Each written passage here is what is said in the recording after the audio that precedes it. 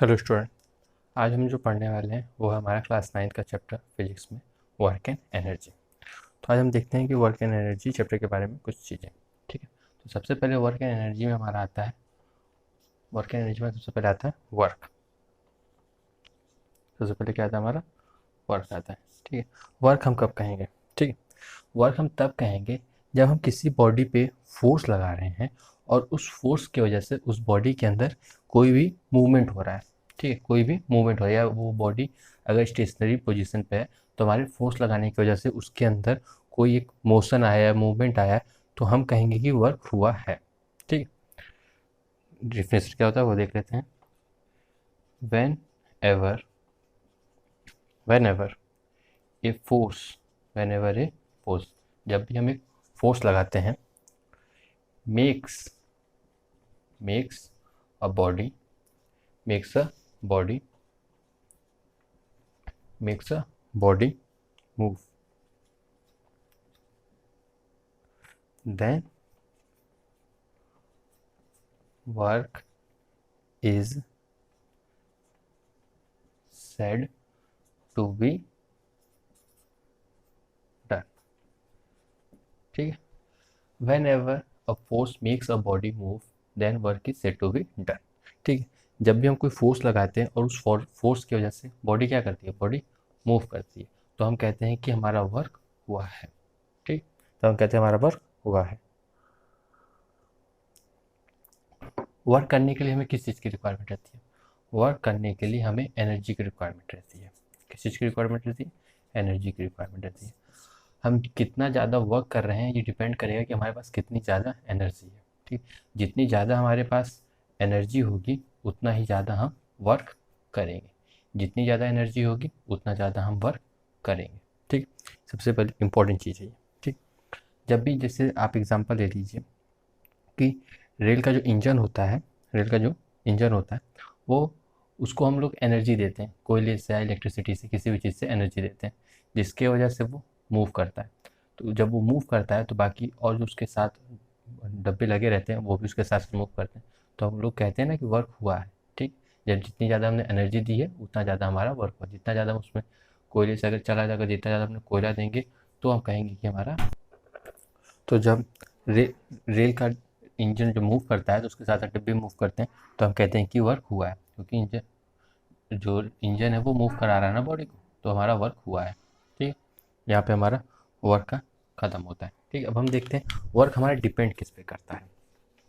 Work हमारा depend किस चीज़ पे करता है? वर्क हमारा दो चीज़ों पे डिपेंड करता है। ठीक है, वर्क हमारा दो चीज़ों पे डिपेंड करता है। एक वो डिपेंड करता है magnitude of force, and second is distance or displacement displacement through which body moves, which through which body moves। ठीक है, जो हमारा वर्क होता है वो हमारे दो चीज़ों पर डिपेंड करता है। एक वो डिपेंड करता है कि हमारा मैग्नीट्यूड क्या है, फोर्स का कितना, कितना हमने मैग्नीट्यूड से फोर्स लगाया, मतलब कितना ज़्यादा हमने फोर्स अप्लाई किया है। ठीक है, ये कुछ चीज़ पे डिपेंड करता है।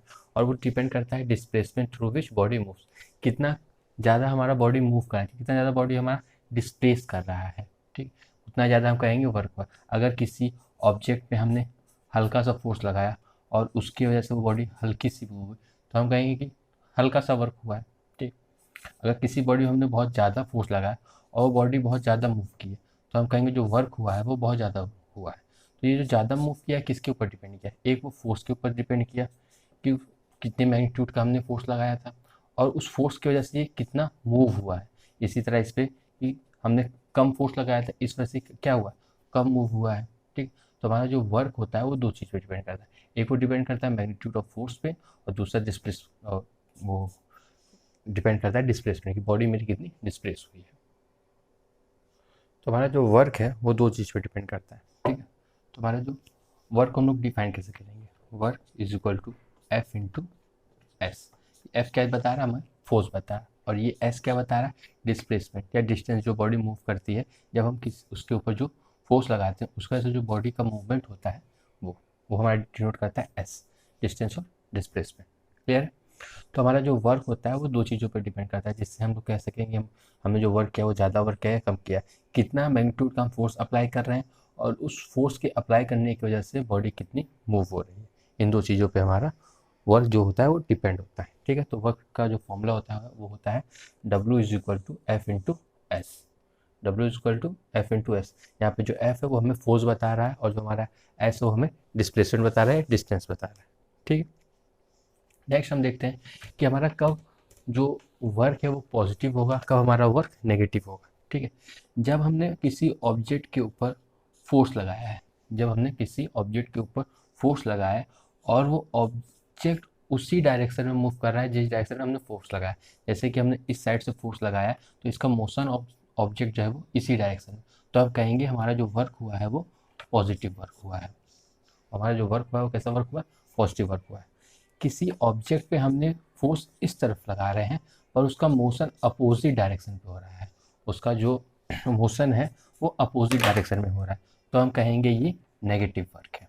ठीक है, जब फोर्स जिस डायरेक्शन में हमने लगाया है और जो बॉडी का मोशन है वो उसके अपोजिट डायरेक्शन में होगा तो हम कहेंगे नेगेटिव वर्क हुआ है।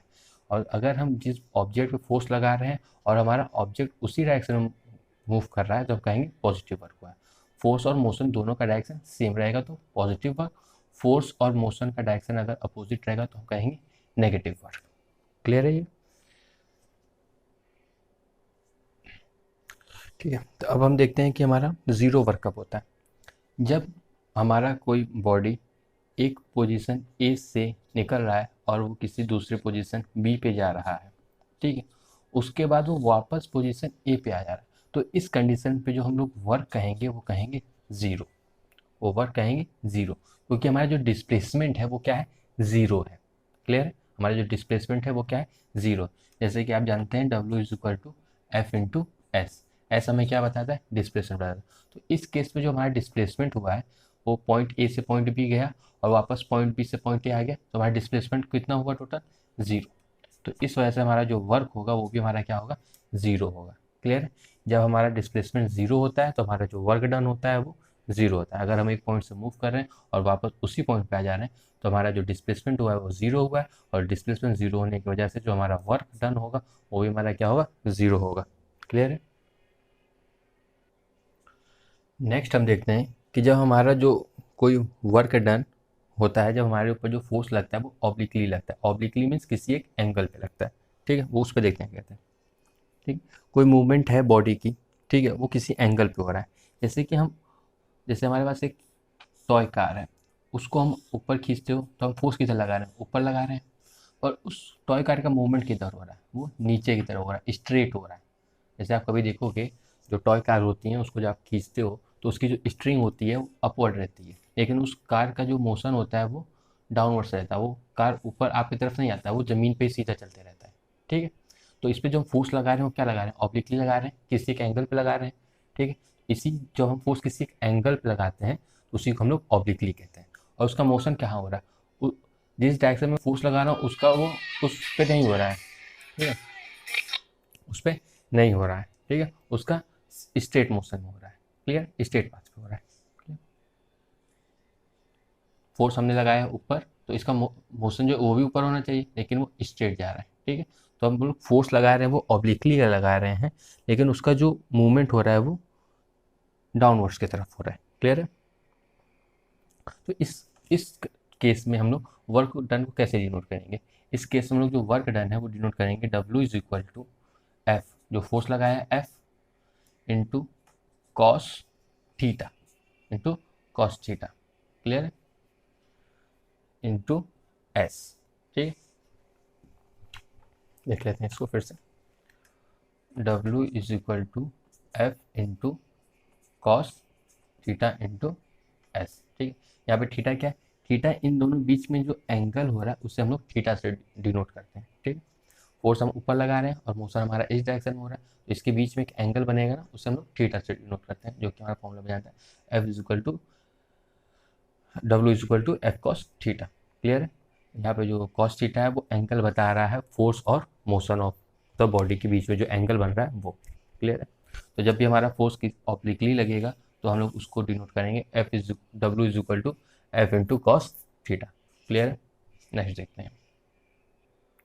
इस केस में हम एक एग्जांपल देखते हैं। जैसे हमारे पास जो कूली होते हैं वो लोड लिए रहते हैं, उस पर जो फोर्स लगाते हैं वो किस पर लगाते हैं? अपवर्ड लगाते हैं। और उनका मोशन किधर होता है? इस साइड होता है। वो फोर्स ऊपर लगा रहे हैं पर वो चिल किधर है? स्ट्रेट चल रहा है। तो इन दोनों के बीच में जो डिग्री बनेगा वो कितना डिग्री बनेगा? 90 डिग्री बनेगा। उन दोनों के केस में कितना डिग्री बनेगा? 90 डिग्री बनेगा। तो इसको हम लोग पुट करते हैं। तो W is equal to F cos theta into S. Clear? तो थीटा की वैल्यू कितनी है? यहाँ पे थीटा की वैल्यू है 90। ठीक। और कॉस थीटा जो हमारा होता है वो होता है 0। कॉस थीटा कितना होता है हमारा? 0। तो एफ इंटू 0 इंटू एस। तो टोटल कितना आ गया हमारा? 0। क्लियर है? तो जब भी हमारा फोर्स और मोशन के बीच में 90 डिग्री का एंगल बनेगा तो हमारा जो वर्क डन होगा वो 0 होगा। क्लियर है? जब भी हमारा फोर्स और मोशन के बीच में 90 डिग्री का एंगल बनेगा तो हमारा जो वर्क डन होगा वो 0 होगा, क्योंकि कॉस 90 की वैल्यू 0 होती है। क्लियर है? तो जो कूली जो फोर्स लगाते हैं और उस समय अगर हम लोग साइंटिफिक लैंग्वेज में बात करेंगे तो कूली कोई भी वर्क नहीं करते हैं, क्योंकि उनके बीच में जो डिग्री बन रही है वो 90 डिग्री है। क्लियर है? इस केस में हमारा जो वर्क डन होगा वो 0 होगा। क्लियर? नेक्स्ट है हमारा एनर्जी। एनर्जी क्या होता है? Energy is the ability to do work. Energy को हम लोग डिफाइन करेंगे, energy is the ability to do work. Clear है? Energy is the ability to do work. ठीक है? एनर्जी की वजह से हम लोग वर्क को करते हैं। ठीक है? नेक्स्ट इस पर देखते हैं क्या होता है। जितनी ज़्यादा हम एनर्जी अपने पास रखेंगे उतना ज़्यादा ही हम वर्क करेंगे। ठीक है? जितनी ज़्यादा एनर्जी होगी उतना ज़्यादा ही हमारा वर्क होगा। क्लियर है? तो एनर्जी और वर्क के बीच में डायरेक्ट रिलेशन होता है। जितनी ज़्यादा एनर्जी उतना ज़्यादा हमारा वर्क होगा। ठीक है? और वर्क करने के लिए हम लोग एनर्जी को कंज्यूम करते हैं, तभी हम वर्क करते हैं। क्लियर है? जो एसआई यूनिट होती है हमारी एनर्जी की वो होती है जूल। वो क्या होती है हमारी? जूल। जूल को हम लोग कैसे डिफाइन करेंगे? तो 1 joule is equal to 1 joule is equal to, पहले हम लोग देखते हैं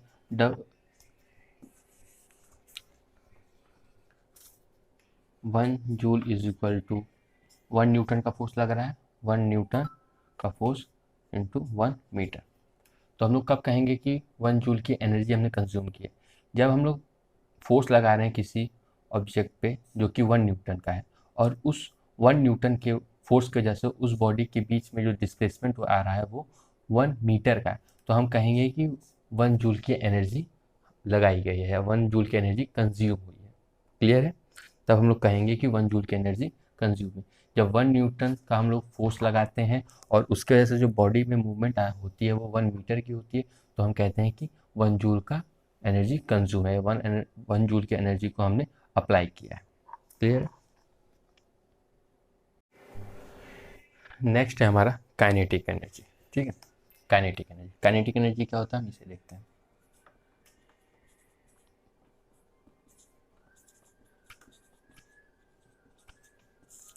कोई भी बॉडी जब वो मूव कर रही है तो उसके अंदर काइनेटिक एनर्जी है। ठीक है? कोई भी बॉडी अगर वो मूव कर रही है तो वो अपने साथ काइनेटिक एनर्जी को ले चल रही है। ठीक है? Any body which is in motion it's carrying a kinetic energy, or the energy of a body due to its motion is called kinetic energy. The energy of a body, the energy of a body due to its motion is called kinetic energy. Is called kinetic energy. ठीक है, जो energy body के अंदर होती है due to its motion, that is kinetic energy. किसी भी body के अंदर अगर वो बॉडी मूव कर रही है तो वो अपने साथ काइनेटिक एनर्जी लेके चल रही है, उसके अंदर काइनेटिक एनर्जी है। क्लियर? काइनेटिक एनर्जी की सिंपल सा डिफिनेशन है, the energy of a body due to its motion, its called kinetic energy. Clear है? तो इसका अब हम लोग देखते हैं डेरिवेशन। काइनेटिक एनर्जी का। ठीक, जैसे कि हम लोग जानते हैं कि W is equal to F into S. ठीक है, एफ क्या होता है हमारा, एफ को हम लोग डिनोट कर सकते हैं कि F is equal to M into A. ठीक है, एस अब हमको क्या चाहिए, एस चाहिए। ठीक है, न्यूटन मोशन वाले में हमने पढ़ा होगा equation V square equal to U square plus 2as। Clear है? अब हमको इसको एस के टर्म्स में ले जाना है। किसके टर्म्स में ले जाना है? एस के टर्म्स में ले जाना है। ठीक है, तो V square minus U square is equal to 2as। Clear है? So S is equal to V square minus U square upon 2a। Clear है? अब इस वैल्यू को हम लोग इस इक्वेशन में पुट कर देते हैं। क्लियर है? तो एफ की वैल्यू हमने क्या ली थी, एम ए, और एस हमारा क्या आ रहा है, V square minus U square upon 2a, ये हमारे पास आ रहा है। क्लियर? तो ए से A cancel out. Clear? 1/2 M. ठीक है, V square minus U square. Clear है? तो बॉडी जब मूव की होगी तो उसके पास जो इनिशियल वेलोसिटी होगी वो कितनी होगी। कोई भी बॉडी जब स्टार्ट होती है तो उसकी इनिशियल वेलोसिटी हमेशा 0 होती है। तो इस केस में हमारे पास जो u होगा वो हमारा क्या होगा, 0 होगा। तो हम लोग u की वैल्यू पुट करते हैं, तो half M V square minus 0 का स्क्वायर। क्लियर है? तो हमारा आएगा लास्ट में हाफ एम वी स्क्वायर। तो हमारी जो काइनेटिक एनर्जी होगी वो होगी half M V square. Clear है? Half M V square. Next देखते हैं हम अपना पोटेंशियल एनर्जी। पोटेंशियल एनर्जी किसको कहेंगे, कोई भी एनर्जी जब किसी बॉडी के अंदर आती है due to change in its position और due to change in its shape, तो हम उसको कहते हैं कि वो पोटेंशियल एनर्जी। कोई भी एनर्जी किसी बॉडी के अंदर तब आती है जब उसका या तो हमने पोजीशन चेंज किया है, या तो हमने उसका पोजीशन चेंज किया है, या तो उसका हमने शेप चेंज किया है। हमने क्या चेंज किया है, शेप चेंज किया है। तो उसके अंदर जो एनर्जी आएगी वो होगी हमारी पोटेंशियल एनर्जी। तो कौन सी एनर्जी होगी, पोटेंशियल एनर्जी। क्लियर है? इसका डिफिनेशन है the energy of a body due to its position और change in shape is known as potential energy. Clear? The energy of a body, the energy of a body due to its position or change in shape is known as potential energy. ठीक है, कोई भी energy जो body के अंदर आती है due to its position और change in shape is potential energy.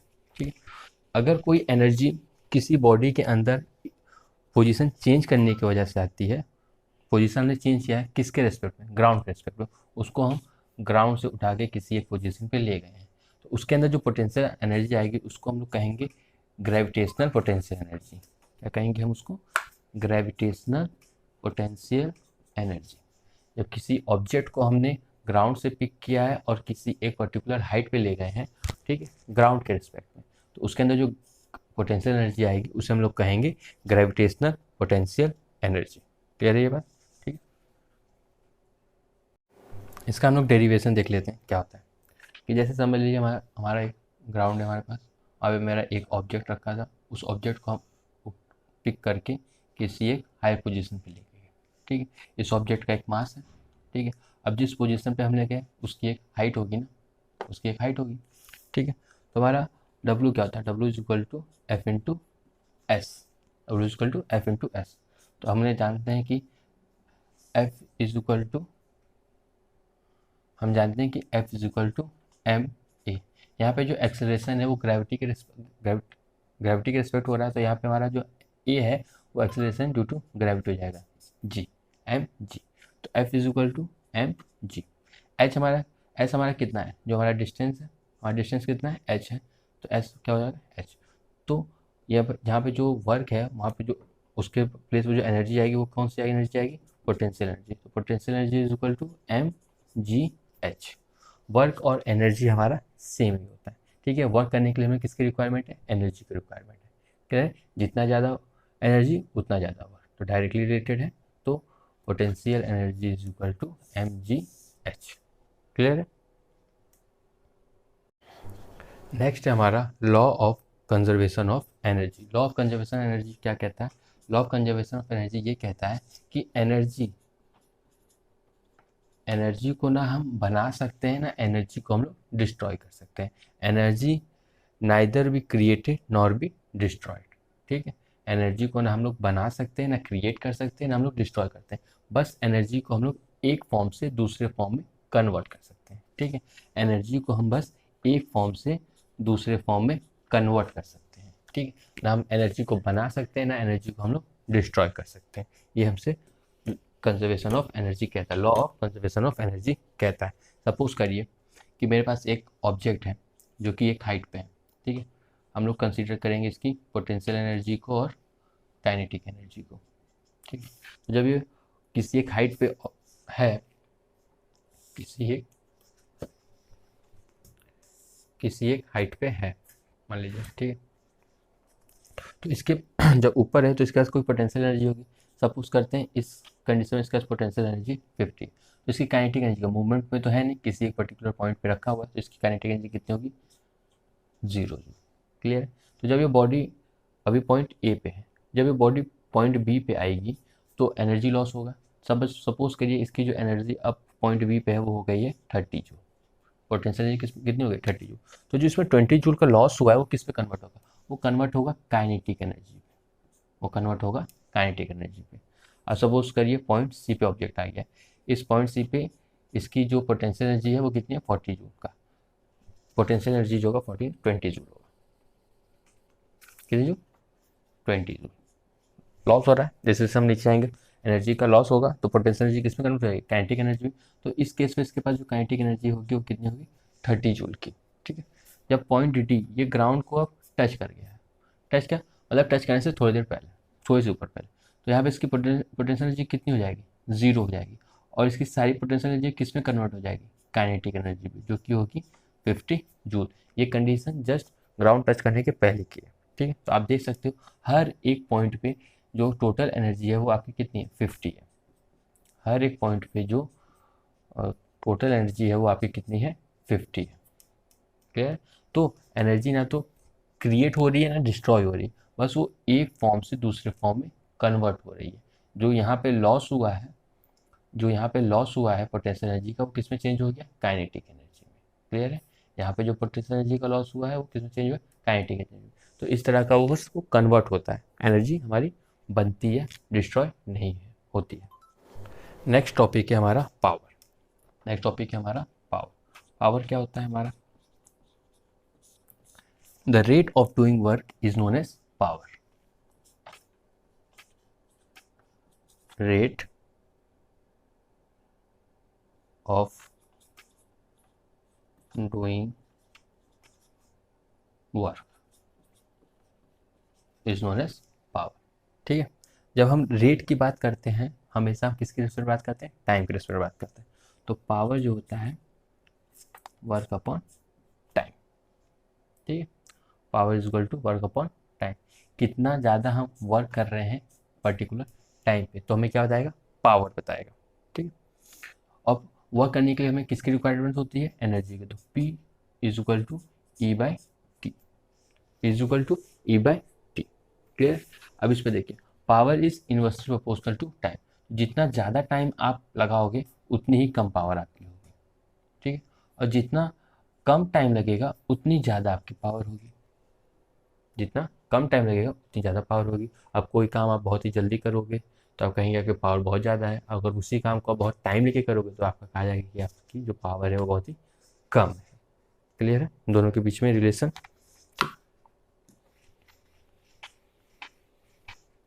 अब देखते हैं यूनिट ऑफ पावर। पावर की जो यूनिट होती है वो वॉट होती है। वो क्या होती है आपकी? वॉट होती है। तो 1 watt is equal to, energy किस में डिनोट करते हैं? जूल में, 1 जूल। और टाइम किस में डिनोट करेंगे? सेकेंड में। क्लियर है? तो हम लोग वॉट को कैसे डिफाइन करेंगे? 1 watt is a power, 1 watt is a power of an appliance which does work at the rate of 1 joule per second. 1 watt उस अप्लायंस का पावर होगा जो कि वर्क कर रहा होगा या एनर्जी कंज्यूम कर रहा होगा 1 जूल इन 1 सेकेंड, जो कि वर्क कर रहा होगा 1 जूल का 1 सेकेंड में, या जो एनर्जी कंज्यूम कर रहा होगा 1 जूल का इन 1 सेकेंड में। तो हम उससे हम लोग वॉट को डिफाइन करेंगे, वो हमारा 1 वॉट। ठीक है, 1 watt is the power of any appliances which is consuming 1 joule of energy per second। ये क्लियर सा डिफिनेशन है हमारा पावर का। ठीक, लिख देते हैं 1 watt is power, 1 watt is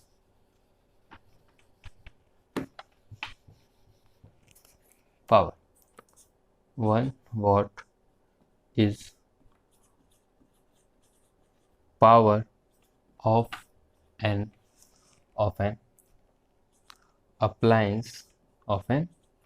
appliance which does work at the rate of 1 joule per second 1 watt is power of an appliance which does work at the rate of 1 joule per second। Clear है? ठीक, next हम देखते हैं kilowatt. ठीक है, kilowatt, 1 kilowatt में हमारे कितने वाट होंगे? 1000 वाट होंगे। कितने वाट होंगे? 1000 वाट। क्लियर है? तो ये 1000 वाट को हम लोग और किससे डिनोट करते हैं? 1000 जूल पर सेकेंड डिनोट कर सकते हैं। Clear, okay. अब हम लोग देखते हैं कि किलोवाट को हम लोग जूल में कैसे कन्वर्ट कर सकते हैं। किलोवाट को जूल में कैसे, या 1 किलोवाट कितना जूल होता है। ठीक है, so 1 kilowatt hour is equal to 1 kilowatt into 1 hour into 1 hour. तो 1 किलोवाट में कितने वाट होते हैं? 1000 वाट। और 1 आवर में कितने सेकंड होते हैं? 60 इंटू 60 सेकेंड 60 मिनट। क्लियर है? तो 1000 इंटू ये हो जाएगा हमारा, तो हमारा ये कितना बनेगा? 3.6 इंटू 10⁻6 जूल। तो 1 किलोवाट आवर में हमारे 3.6 इंटू 10⁻6 जूल होते हैं। तो जब भी आपको कहेगा 1 किलोवाट आवर कितने जूल को बताता है, तो आपको आंसर देना है कि 1 किलोवाट हमारा 3.6 इंटू 10⁻6 जूल को बताता है। क्लियर है यहाँ तक? ओके। किलोवाट आवर को हम लोग कमर्शियल यूनिट ऑफ एनर्जी भी कहते हैं। जो हमारे घर में बिजली का बिल वगैरह आता है वो हमारा किलोवाट आवर में आता है। क्लियर? तो अगर आपको कहेगा कि आपके 36 किलोवाट, 36 किलो, समझ लीजिए आपका आया है 36 किलोवाट आवर। इसका मतलब ये है कि आपने 36 किलोवाट की एनर्जी कंज्यूम की है पर आवर। 36 किलोवाट की एनर्जी कंज्यूम की है पर आवर। ओके, तो इस किलोवाट आवर को हम लोग यूनिट भी बोलते हैं। तो ये 36 आपकी यूनिट भी बताएगी। क्लियर है? एक यूनिट आपकी होती है 1 unit is equal to 1 kilowatt hour. 1 unit is equal to 1 kilowatt hour. Clear? अगर आपके 50 समझ लीजिए आपको बता रहा है 54 किलोवाट आवर, इसका मतलब ये कि आपने 54 किलोवाट की एनर्जी कंज्यूम की है पर आवर। क्लियर है? आपने 54 किलोवाट की एनर्जी कंज्यूम की है 1 घंटे में। क्लियर है? तो यहाँ पे हमारा ये चैप्टर एंड होता है। नेक्स्ट क्लास में हम लोग देखेंगे नेक्स्ट चैप्टर के बारे में।